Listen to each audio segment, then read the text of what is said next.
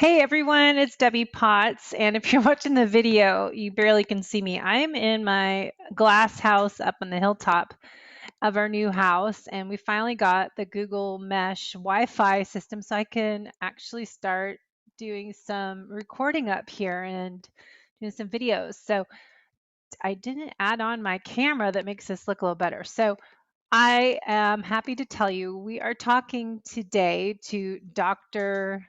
Hirsch, Evan Hirsch. I've heard of him many times. I've listened to him on summits, health summits, and his area of expertise is chronic fatigue. And he's a world renowned fatigue expert and is a founder and CEO of the International Center for Fatigue. He suffered with fatigue for 5 years before he achieved resolution using his program called Fix Your Fatigue, a program that he pioneered in his medical practice. So we'll dive into his purpose, passion, and mission, as I always love to dive in with people.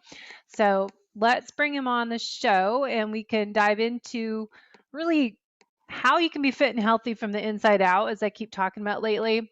And I think a lot of athletes we train and endurance athletes, over an hour exercise isn't good for you. It raises your cortisol. So I just was listening to a great podcast with Ben Greenfield had a couple years ago on cortisol, and cortisol goes up, what goes down? Melatonin. So that impacts your sleep at night. But in the morning time, cortisol should be at its highest and drop down. And if we have high cortisol at nighttime, we're not getting that testosterone and growth hormone at nighttime. So it's going to impact all of our hormones. And we really want to get more muscle building exercises in during the week, not just do long cardio sessions. More is not better on the cardio. I keep trying to share with people that more strength training is a really important part of our aging process for our hormones and for females, female athletes, menopausal women. It's really important to lift weights and lift heavier. Don't be afraid, to get a little more weight on there as I'm sitting here on the counter with my medicine ball that's 20 pounds and doing more slam balls and all this stuff that you can do at home or outside. As I've been lifting sandbags coming up the hill and getting that as exercise. So lifting weights, lifting heavy things, it doesn't have to be a dumbbell, but lifting weights is really important for your hormones and fat loss and keeping us healthy. So chronic stress impacts the whole you, external stressors as well as these hidden internal stressors that we keep saying you don't know about unless you do some functional lab testing. And there are different labs that you do have to pay cash for, cash or credit card. They're not the labs that your doctor's going to run under your insurance. Sadly, it doesn't work that way. So we have to spend some money on some functional labs as a Dutch test, organic acids test, a micronutrient test, and more. So let me bring in Dr. Hirsch. We'll dive into all of that today. Hey guys, I have Dr. Hirsch on the show today, and I just was saying he's in Olympia, Washington. I just left Bellevue, Washington to North San Diego to find a little bit nicer weather year round. So I'm happy to connect with you, and you're at where Nutritional Therapy Association is based too. That's right. You're in Yeah, Olympia. Greg Graham and all that. Yeah. Yeah, so I'm an NTP and FDN practitioner, and I miss our conferences. I can't wait to have them again, but reconnecting with Right. everyone live. But Agreed. I've heard of you many summits. You're talking. My favorite topic is chronic fatigue and how we can fix ourselves. As I say, my story, all our listeners know about me.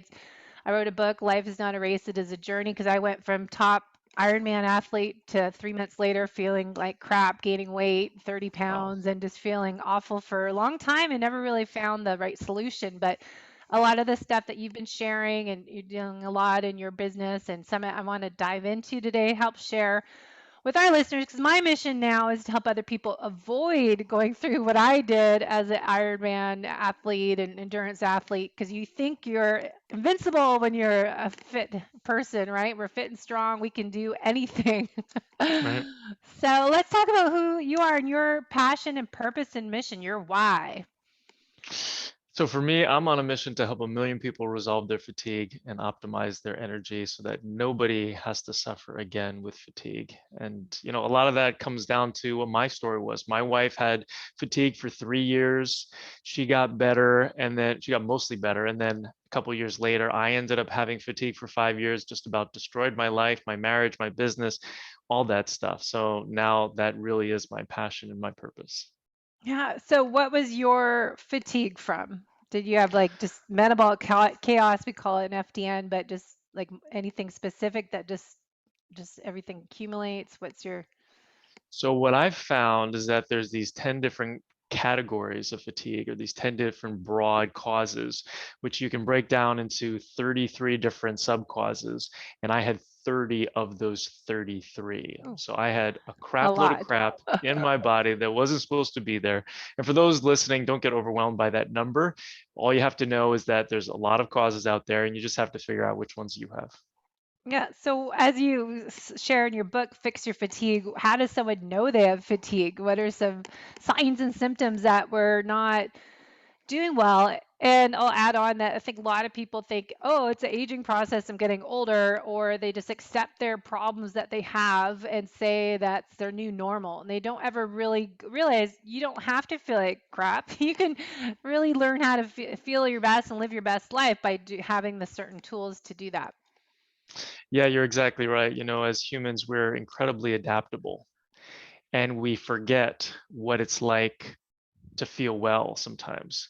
So when we think that as we get older, we're not supposed to feel as well, when actually the reality of the situation is there are a number of stressful hits that you get as you go through life, whether they are mental, emotional, or physical, like some of the deficiencies and the toxicities that we're going to talk about today.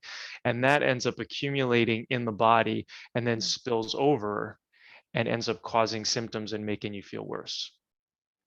Yeah, because I know as I start to, why I wanted to go into being an FDN practitioner, because I was doing nutritional therapy and background of personal trainer for 25 years now, that it's really, I couldn't help people get healthy by just training them 2 times a week. It was what they're doing the rest of the day really was impacting their inability to lose weight. Everyone comes to you and wants to be healthy and lose weight, but just strength training twice a week wasn't the only part of getting people healthy. And then just finding ways to learn more. It's like what's actually going on and to prove to someone what is going on under the hood by doing the functional lab testing. So what do you find, testing, not guessing, why is that so important and what do we do about it? That's a great question. And so for me, what I've found is that actually these causes, about 75% of them are you can determine by your symptoms alone. So a lot of people are like, oh, it's going to cost me thousands and thousands of dollars for testing, and testing can definitely help. But there are certain causes that you can really determine based off of symptoms, and then you can really spend your money on those causes that really require the labs. And so those causes I have found are heavy metals, chemical toxicity, molds. Those are really the big ones that you really need the testing for. But then there's all those other ones that are like the 75% that I said that you can really determine based off of your symptoms. Now, there's nothing wrong with getting the labs, and it's Mm. a little bit of a different paradigm than the FDM one that you're talking about. But for me, what I found was that I did a lot of labs initially, and that the more that I learned and the more that I saw, then I realized, oh, okay, this is what this lab is going to show. And I got good enough to determine, oh, okay, I don't have to get this lab anymore because I know based off of these symptoms that this is what the lab's going to show. Mm. So I think it's just kind of an evolution. Well, I found my own personal experience, what led me down to more, lifestyle habits, and I call the holistic method, is that we still, because we're usually a type A driven, ambitious individual that just wants to get the information from labs and then take supplements. And we just think if we take that, might instead of being a doctor's magic pill, if we take these adrenal pills and this supplement and these herbs, that we're just going to fix ourselves. And I did that for 8 years until COVID thankfully made us all slow down and, get our sleep. Hopefully, people don't. I didn't have to wake up at 4 in the morning and leave. And so my life totally changed last year. But I realized last year that I say every time that I didn't realize I wasn't happy. I didn't know like what happiness was. And on your wall, if people are Mm, watching this, it's laughing and all these lifestyle habits that I wasn't really doing as I thought I made these huge changes. I wasn't doing races anymore, but I wasn't slowing down. And there's so many different external stressors that we don't really think about that we're not going to get healthy by taking just supplements alone. We have to do all this other stuff. So what are things I know I've listened to other shows you're on about EMF and the heavy metals. So what are these other stressors that can contribute to the fatigue that we're talking about and the different kinds?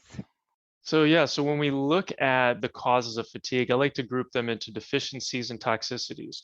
So deficiencies are things that are not in the body that are supposed to be there. And toxicities are things that are in the body that aren't supposed to be there. So deficiencies are things like hormones. So not enough adrenal function, which is managing our stress in the body, our blood sugars, our immune system, our get up and go, our sleep, thyroid, sex hormones, deficiencies in vitamins and minerals, deficiencies in mitochondrial function, which produces about 70 to 80% of our energy and is found in every single cell in the body except for red blood cells. Deficiencies in neurotransmitters, so not enough serotonin or dopamine or GABA, which have to do with our mood, anxiety, and depression. And then deficiencies in lifestyle habits. So not enough water, not enough good food, not enough sleep, not enough movement. And then there's these toxicities. So things like heavy metals, chemicals, molds, and just very briefly, heavy metals, there's 100,000 pounds of mercury that are dumped into our oceans every year that we end up being exposed to. There's 84,000 different chemicals that we're exposed to on a regular basis that we shouldn't be. Half of all the buildings in first world country have water damage, and most of those have mold. Mm-hmm. Infections, the CDC used to say that there were 30,000 new cases of Lyme disease every year, and now they've agreed that there's actually 476,000 new cases. And that doesn't include some of the co-infections like Bartonella that can give you muscle cramps and problems sleeping, anxiety, depression, pain in the bottom of the feet, thyroid issues, or things like Babesia, which is known as the North American malaria that causes you to sweat and be hot and give you shortness of breath and awful sleep and anxiety to the point of panic and depression to the point of suicidal thoughts. And those are just some of those infections. And then there's negative emotional patterns. So this is kind of more of the mental emotional stuff. So Mm-hmm. anything that you've experienced in your life that's less than nurturing. It doesn't have to be what we consider to be abuse, like physical abuse, sexual abuse, emotional abuse, mental abuse, or things like that of that nature that we had growing up. It can be rejection by a peer group, which is something that I had that changed the way that I saw friendships, and humans were no longer safe. And that increased the stress in my life. So anything less than nurturing needs to be addressed. So that's heavy metals, chemicals, molds, infections, negative emotional patterns, allergies, so to foods or inhalants, and then electromagnetic fields. Anything that has a battery, anything that's putting off any sort of wavelength or frequency can damage our DNA and cause inflammation in our bodies. Yeah, I think the EMF part is huge, especially with, all these smart homes and devices as Right. I just said I got this Google Mesh. I'm up at my hilltop, but just nowadays you have everything could be on Wi-Fi and how to make your house not so smart and be a dumb house instead of a smart house.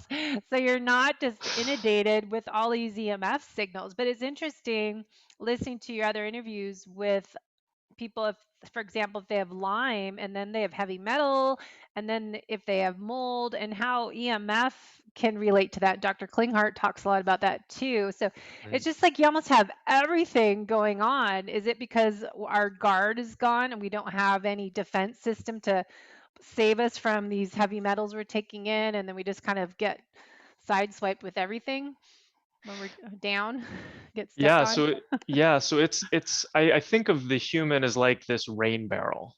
And as we go through life, we're just accumulating crap. And so whether it's heavy metals, chemicals, molds, infections, negative emotional patterns, EMF, whatever, eventually that rain barrel is going to overflow and you're going to start to get symptoms.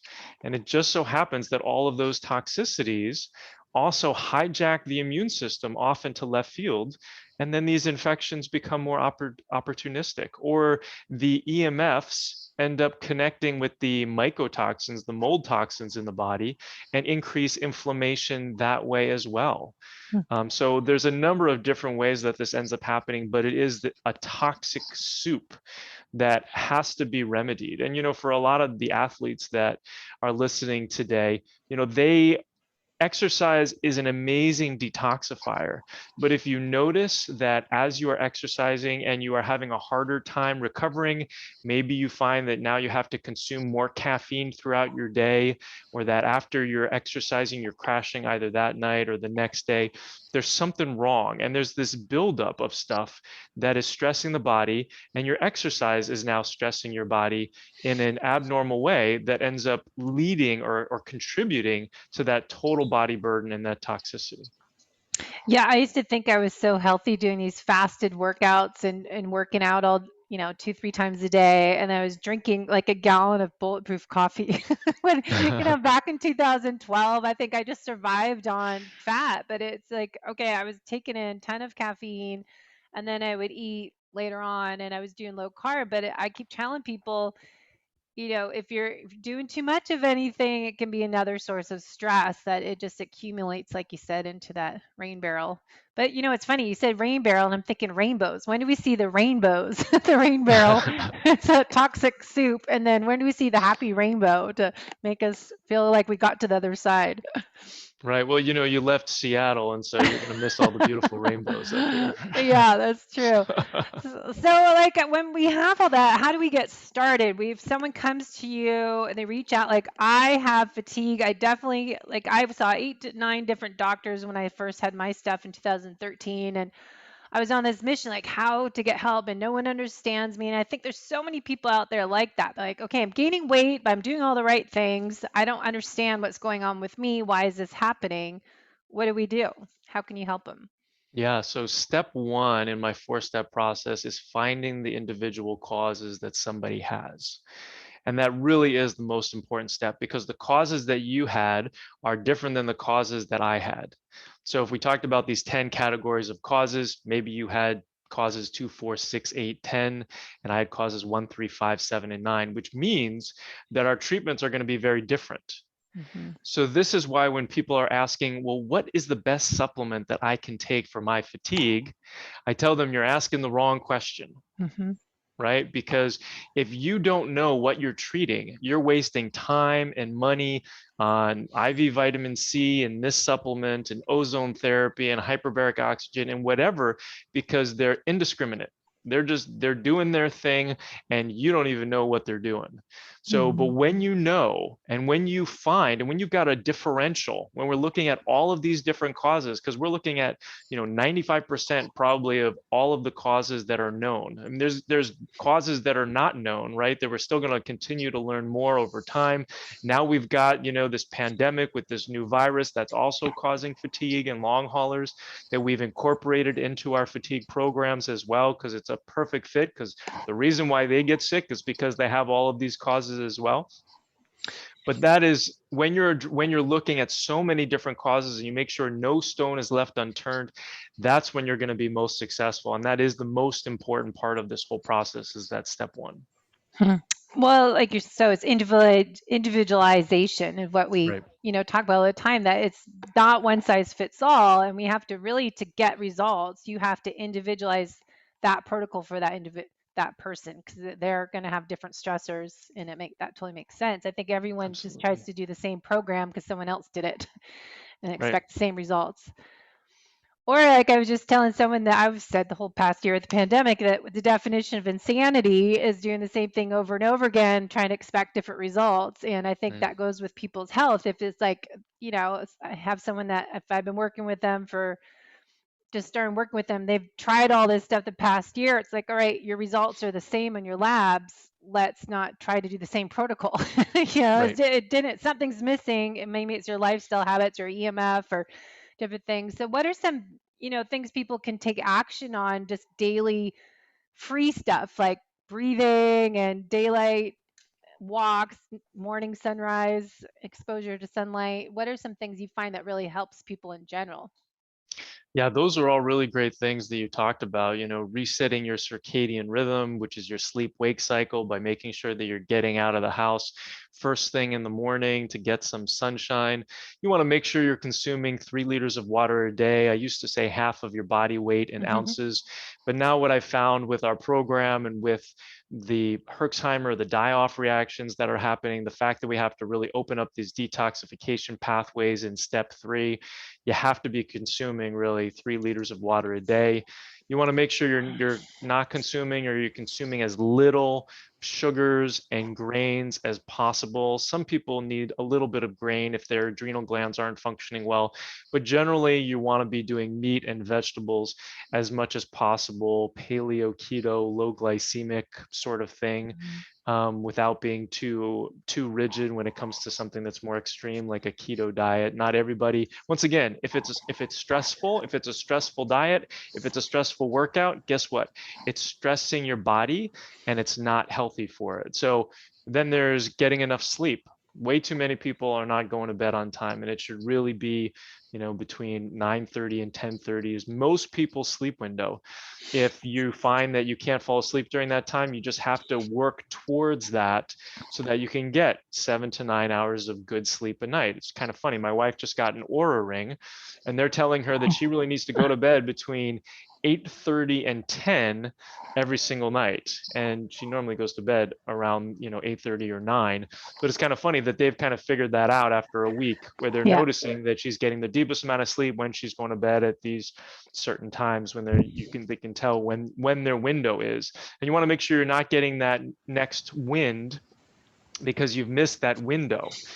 So that's not enough sleep. So you got to make sure you get enough sleep, get enough water, get enough movement, which may not be, it might be actually the converse for a lot of the people who are listening to this who are athletes, is that you may be getting too much exercise, and that's stressing the body, and you kind of have to back off. Like many things in this process, if you're not feeling well, you have to find your Goldilocks dose. Like, what is your ideal dose of exercise so that you actually feel better afterwards the next day, and you're not crashing, you're not requiring more caffeine or more naps or whatever it is. So there's that.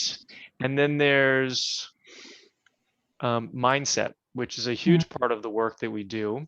And a lot of this comes down to looking at the limiting beliefs that you have and putting together a program of gratitudes. There's research on all this stuff, but you want to make sure you're doing 3 gratitudes a day. You want to make sure you're envisioning your ideal day from a personal perspective, a business perspective, a relationship perspective. You want to look at any limiting beliefs that are popping up, like there's not enough time, there's not enough money, there's not enough whatever, I can't do this, and flipping it on its head, and instead speak to yourself about empowering beliefs. There's always enough time, there's always enough money, you're always going to be taken care of, whatever it is. And then the last part of that is looking at any disempowering questions that you're asking yourself, like, why is this happening to me? And Mhm. instead asking yourself empowering questions like, what can I do today to move my health forward? How can I love my family even more today? How can I love myself even more today? What can I do to move my business forward today? Because the brain is a goal achieving machine. And if you ask it a bad question, guess what? You're going to get a bad answer. Because if you say, why does this always happen to me? The brain's going to tell you why it always happens to you. And you're going to be like, you're going to be stuck in it. So you can't Mhm. ask yourself those questions. And so the mindset component is something very free that you can do right away at home. Yeah, I always like that. I started doing gratitude journal on and off the past few years when it was like Thanksgiving, November challenge, gratitude journal. But I kept with it since I closed my fitness studio October 1st, 2019.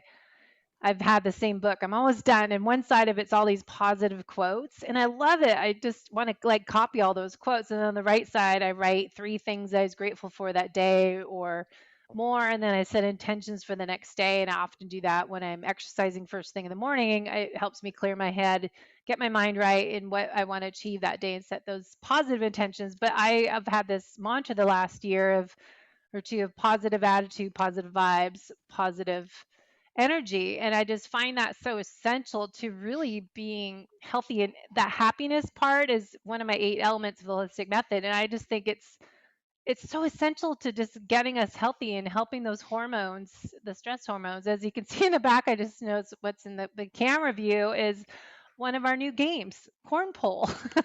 So you throw the sandbag in the hole. We've got bocce ball and a little putting green, and now we're playing and just laughing and being silly. I keep telling people this. I think we're so like I was so type A, rigid, serious, and I just like let it go and just let yourself laugh as you have in your wall. Be silly and play. I mean, it's kind of what you're talking about, similar to it, right? That just helps your hormones and the That's oxytocin. so good. I'm so glad that you brought up play. It's, yeah, it's so essential to kind of get back in touch with that young child inside of us that is really free Hmm. and joyful. I forgot to add, I have a swing over here hanging in the tree, and we got it. It came with the house, but it's off this eucalyptus tree. And my husband redid the seat, so it was two of us can sit on it. But it's just so fun, just like 1 minute, just sit there and just like feel the sense of release. It's amazing how you can feel that. Just taking a moment, 1 minute of deep nasal breathing, or going on a swing, or humming, or singing. I mean, how that helps probably your heart rate variability and just that calming sense when people are just too anxious. Right. Yeah. So going back to what you're talking about, adrenal, the cortisol. I was hearing something today.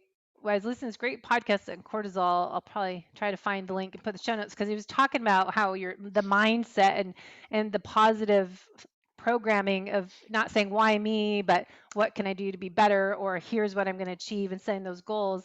But Hmm. then, so that correlated with what you're talking about, but also cortisol, if you're high or low levels in the morning and at nighttime, and how that impacts your sleep, liver detoxification, and insulin resistance. Because I found I was eating low carb and healthy real foods, but I still became insulin resistant ish. And I was trying to tell people stress is on, blood sugars up, stress is on, immune system's down. All these things happen, but how Hmm. high or low levels can impact our pals. We called it in nutritional therapy, your pals are your pancreas, your adrenals, and your liver, and how those are impacted from stress. Yeah, that's a really important point. So for those of you who aren't familiar with cortisol, it's a hormone that's produced by the adrenal gland. The adrenal gland produces other hormones as well, but this is like the main one. And it is responsible for so many different actions in the body. So one of them is it's our natural anti-inflammatory. So if you think about, you've heard of cortisone, probably cortisone injections, or prednisone, which are anti-inflammatories, they all come from cortisol. They're just blown up a whole bunch more times. The cortisone is actually a breakdown of the cortisol, and sometimes erroneously, that's erroneous. That's not working correctly as well. So it's a natural anti-inflammatory. The other thing that it does is it inhibits the immune system. So if cortisol is kind of bouncing all over the place, then your immune system isn't going to be functioning correctly and it might start attacking things like with autoimmunity. Cortisol also is responsible for regulating insulin. When cortisol goes up, it ends up suppressing insulin, which, guess what? Insulin is responsible for pushing blood sugars into the cells. If your insulin goes down, blood sugars inside the blood ends up going up.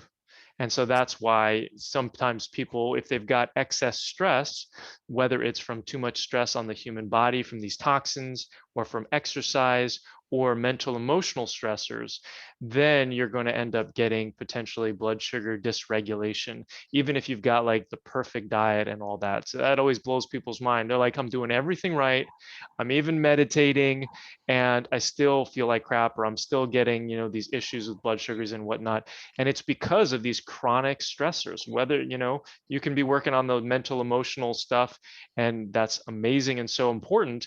But you have to remember that there's also all these toxicities that can be in your body that can trigger that stress response. And then to speak to what you were talking about, where it can be up or down, I actually get more people to sleep at night by giving them things to boost their adrenals in the morning, I've read which is that. super interesting. And a Hmm. lot of that has to do with the fact that you're recreating the circadian rhythm. When the body gets confused and you're like asleep, awake, asleep, awake, asleep, awake throughout the day, that's exactly what happens at night. So you're asleep awake then at night. You're not getting this deep sleep. So what you want is you want to be well supported by adrenals and mitochondria and B12 in the morning, so that then your curves come down throughout the day, and then you're going to sleep so much better. Yeah, that's why I like how you said that in the morning. Is that like including adaptogens as well? Like, do you do the mushrooms and any like special things you like people to take to get them going in the morning to help their circadian Yep. rhythm? Yeah, absolutely. I do love adaptogenic herbs. I'm a fan of Siberian ginseng, eleuthero root. That's probably my favorite one. Rhodiola is good as well. Licorice can be okay, but it can have some side effects, so I don't use it that often. But yeah, I find what's interesting is that I find that the labs aren't that helpful, because if somebody's salivary cortisol is off or somebody's blood cortisol is off, oftentimes they still need adrenal support in the morning, and they still need something to kind of chill them out throughout the day, like something to increase the parasympathetic activation. So they're not in fight or flight all the time. They're in rest and digest. So oftentimes this is something like L-theanine or GABA or some of these other lemon balm, passion flower, some of these other components that you're actually going to want to take in the morning and at night that can be really helpful to decrease that stress response that you have throughout the day. But then you also need the adaptogenic herbs to boost the adrenals, and then additional support for the thyroid if you need beyond just the adaptogenic herbs. Well, that's something I was going to ask about the thyroid because I think a lot of people, if they're having adrenal issues, thyroid's usually involved in there too because the HP access is HP to thyroid, to the ovaries, and to the adrenals. So I think people forget that just treat the adrenals, not the whole HP access system team. Yeah, that's a really good point. I tell people that there's a beautiful dance that exists between the adrenals, the thyroid, and the gonads, whether it's ovaries in women Oh yeah, I forgot or men too. testicles in men. Yeah, Right. Yeah. the But gonads. right. So it's a beautiful dance that ends up existing. And if and everybody's got to be present and accounted for in order for everything to work right in the body. And that's why hormones are so important, why so many practitioners focus on it, because you can really shift things. Mm. But what ends up happening is that if somebody steps out of that dance, it leaves the other two holding the bag, and they're compromised. And so 9 times out of 10, if somebody's got an adrenal problem, they also have a thyroid problem, they also have a sex hormone problem. And what ends up happening in the body is that it shifts away from sex hormone production to the adrenals for survival. They actually share a common pathway, biochemical pathway, where there's a fork in the road where the body gets to decide, are we going to shuffle these resources for survival, or are we going to move them towards the sex hormones for procreation? And guess what? 9 times out of 10, the body is going to, or 10 times out of 10, the body's going to choose survival, which is why when people have these issues, they have low libido. Mm. Their sex hormones are off, and consequently then menstrual periods are off, or it pushes people more so into early menopause. So that's why it's so important. An interesting story or interesting thing that happens in nature is that the Australian kangaroo actually can cease replication of the fetus during times of stress. So Oh. a female kangaroo gets pregnant, something stressful happens, the baby will actually stop growing and stop replicating until the stress has gone away. And it's that same sort of idea where all the resources are going towards survival. Because if you're not surviving, it doesn't really matter if you're making a baby, right? Yeah. People, you might wonder why I don't have children because I never could get pregnant because I was always probably under chronic stress. And I wish I knew now what I knew then. But that's probably a lot of athletes have, low libido, women that have trouble getting pregnant. If you don't have your menstrual cycle regular, all these hormone imbalances, you might want to look at the big picture and look at all these different factors that you're talking about. And you bring up a really good point real quick about menstrual cycles and athletes. Like Hmm. what's one of the first things that happens to the intense athlete who's a female, right? Cessation of Yeah. menstrual cycles, right? They But don't as the have them anymore. athlete, you think it's great for female. Like, oh, doing an Ironman, I don't have to worry about that. TMI, but they think it's a great thing for a while. But then you realize, okay, this probably isn't so good for me not to have my natural hormone cycle working. Right. Some One of the people, reasons why women live longer than men is because they're bleeding every month. oh, look at They're that. detoxing. See, we Yeah, should appreciate it, even though I hate it. exactly. Okay, so I want to make sure we have time to talk about viruses, co-infections, and I love what you talk about changing the terrain. So we know with the first steps, we get this health history, we get labs tested, we know we have chronic fatigue, and you reveal all these hidden internal stressors, these viruses, mold, Lyme disease, all this stuff. But then, what does the gut health, the terrain, have to do with that Yeah, treatment? so it definitely plays a big role. Now, I'm going to go out, I'm going to say something that's a bit heretic here, where I see so many practitioners who are so focused on the gut. Now, gut is incredibly important. Like, Hmm. you have to be eating well. And if you have infections in the gut, you have to get rid of them. If you've got leaky gut, you have to repair them. But if you spend all of your time on the gut and you have heavy metals, chemicals, molds, and infections, and you don't address those, you're never going to be able to heal the gut, because so many of those things have hijacked the immune system, and 80% of the immune system is in the gut and have caused dysfunction in the gut. And so you can potentially be taking a lot of supplements to heal the gut that aren't going to get you where you want to go, because you've got those usual suspects that I mentioned, the heavy metals, chemicals, molds, infections, that have to be removed first in order to heal the gut. So, do we start with, work on opening the drainage pathways first and make sure everything's working? Because we can start to, eliminate and blow up these guys and get rid of them with a detoxification protocol. But so many people are constipated, they don't sweat properly, they might not go to the bathroom very often. So there's all these things. It's just, which way do you start with people when you know you have this? What's the next step? Kind of Yeah, basic. so let's dive into the 4-step process, because I think that that'll answer your question. Yeah. So that first step is finding all the causes that the individual has. Hmm. The second step is to replace the deficiencies. So we talked about the deficiencies and the toxicities, right, as being the two major categories of causes. It just so happens that this 4-step process is all about the toxicities, removing the toxicities in step 4. Now, why aren't they in step 1 or step 2? I'll tell you that in a second, but the toxicities actually have caused many of the deficiencies that we need to replace in step 2. But in order to remove those toxicities, we have to make sure that the body is robust as possible, which means we have to replace these deficiencies, adrenals and thyroid and mitochondria. I call that the big 3. And then the vitamins and the minerals and lifestyle habits and all this sort of stuff has to be boosted up so you can be as strong as possible. And then you go into step 3. Sorry, that was step 2. And then you go into step 3, where you're opening up the detoxification pathways. And this is making sure that you're having 2 bowel movements a day. Part of my story was that I pooped once a week for the Whoa. first 22 years of my life, Oh, until wow. I realized that that was not okay. And then I spent the next 10 years of my life trying to figure out how to poop better. So it's such, and what ends up happening is, if you're not pooping, the toxicities that you're trying to get out of your body, because the way we get crap out is by pooping it out, peeing it out, breathing it out, sweating it out. And so if there's anything going on with any of those pathways where you can't get stuff out, those toxins are actually just getting recirculated back into your body, Hmm. right? Yeah. And so that's what you got to do first. You got to make sure you're pooping twice a day, 2 good bowel movements a day. 1 might be okay if it's a voluminous one, but 2 a day is really great.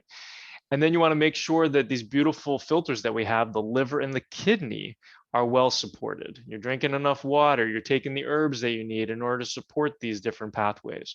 And then the garbage system of the body is the lymph. And this is really congested. At this point, if somebody's got fatigue, it is FOS, it's full of stuff. And it's all that stuff that we talked about, the heavy metals, chemicals, molds, infections, blah, blah, blah. All that stuff is congested inside the lymph. So we got to make sure that we open up that lymph, make sure we open up that garbage system.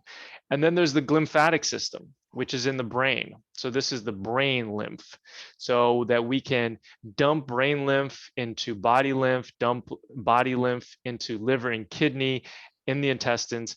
and get that stuff out of the body, so that when we go into step 4 and we start removing those toxicities, they actually have some place to go. Otherwise, you're going to grab heavy metals, chemicals, molds, whatever it is, pull it into the bloodstream, and guess what? It got no place to go. It's just going to go right back into those compartments or a different compartment, because it's clogged, because those detoxification pathways are clogged. And this is why people feel worse when they go through this process of removing these toxicities, if they haven't gone through step 3 and they haven't opened up those detox pathways. Yeah, and I see that in people's labs when they're like Dutch tests, if beta glucuronidase is really elevated, and like men's estrogens all seem to be really high. So those are kind of clues to something's not working in your liver.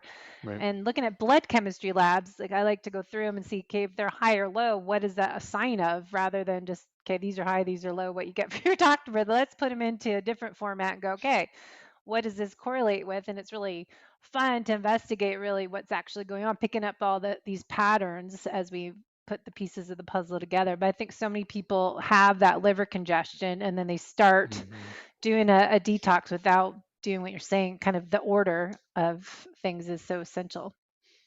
Yeah, that's a really good point. There's so many things that we're exposed to that are water soluble, which basically means they're dissolved in water, and all of that stuff goes through the liver. And so it's very easy for the liver to get congested. Yeah, so it's almost, working on different things that, like my rebounders over here, doing the dry brushing, doing the sauna, all these different things to open the pathways up. Because I think so many people get stuck on taking so many supplements. I really love Jody's Cohen's Vibrant Blue oils and adding essential oils to that. Do you ever work on essential oil work for opening up the lymphatic system and the liver drainage pathways? I do a little bit, and I love Jody's products. She's amazing. And then you can add those lifestyle habits like you're doing, the dry skin brushing and the rebounding. Just walking is huge. I'm a big fan. We do a magnesium ramp up in order to make sure that people are having good bowel movements. That's a lifesaver for so many people. And magnesium is involved in over 550 different enzymatic reactions in the body, and it's always depleted in everybody who has fatigue. And so that's a big one that can really help get things moving. And then sleep is such a big part of this, because the brain shrinks by 60% when you go into deep sleep. So it's kind of like you're wringing the brain out and having it dump all of the toxins into the rest of the body. So sometimes if you take too much melatonin, which also helps this process, if you're groggy the next day, it's probably because it dumped a whole bunch of toxins into your system, and that could be why. So yes, supplements, great. And as well as the lifestyle habits that you can do in order to be able to, and then food, of course, the less toxic food that you're consuming and the less grains and the less sugars, the better off you're going to be able to detoxify. Do some juicing every once in a while, do some smoothies, but work with nature in order to be able to get this stuff out of your body. Yeah, it's so interesting. So much to talk about. But the other thing is mold, because I found out I think everyone in the Northwest has mold toxicity after no one ever tested that on me in the beginning. For 8 years, 10 years I owned a fitness studio in Bellevue that had the ceiling tiles were always damaged from the restaurant, and the yoga studio above me was always leaking, and I had water.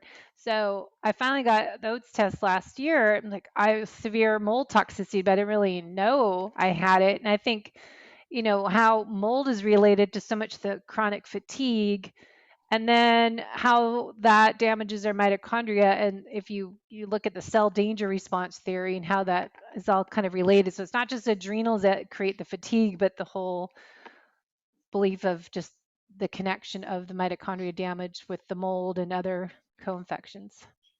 Oh my gosh, that's That's such a an whole nother important topic. topic. Well, it's such an important topic. I'm so glad you brought it up, because, mold is so insidious, and most people don't think they have mold Yeah. exposure. And, when they actually think about it, because the reality of the situation is, if you have ever lived in a place that had water damage, either from a flood in the basement or a roof leak or a busted pipe, and you live in a place, and you lived in a place that had humidity outside that was greater than 55%, which is not just the Pacific Northwest. You're right, we got a lot of that up here, but Florida and the East Coast, like a lot of these places can be very humid. I mean, except for the Southwest, there's a lot of the world that is very humid. And that is, if there's something that's wet and you add that humidity to it, you're going to grow mold, which is why, those stats are so staggering. Half of all buildings in first world countries have water damage, and most of those have mold. So people have to, when I talk about one test that people need to get, it's always to determine whether or not you're living in mold. The second test is to determine whether or not you have mold in your body. So those are the two tests that are really most important for so many of these people, especially if you don't believe it. If you don't believe it, it's usually true. But if you do believe it, it's still probably true. But it's such a big part of this process, and you have to figure out if you have mold in your body.